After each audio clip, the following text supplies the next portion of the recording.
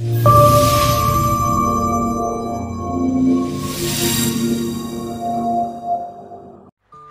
so ada kawan kita tanya dekat dalam kalkulator ni ada game tak? Siapa kata tak ada? Kalkulator semua ada.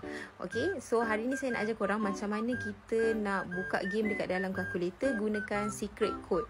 So korang kena tekan on dahulu. Okay, lepas tu korang kena masukkan secret code tersebut. Okay, tekan nombor 5.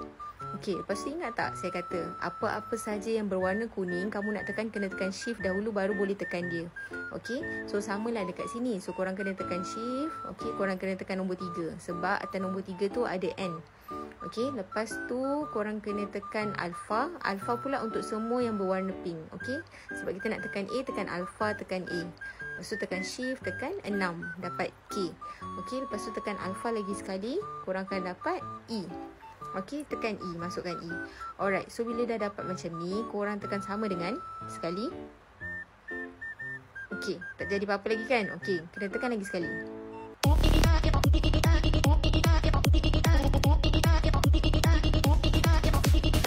Hai, minggu depan korang dah start exam tapi korang dah study ke belum? Okey, untuk hari ni saya akan ajar korang macam mana nak masukkan kecerunan dekat dalam kalkulator. Okey, katakanlah korang dapat dua koordinat seperti dekat soalan ni iaitu A ialah 21 dan B koordinatnya 49. So, bila baca je soalan, dia minta kecerunan, korang cepat-cepat buka muka surat belah depan. Okey, ada rumus-rumus dan korang cari rumus yang dia tulis pasal formula kecerunan. So, ambillah formula tersebut, korang salin dekat dalam korang punya soalan.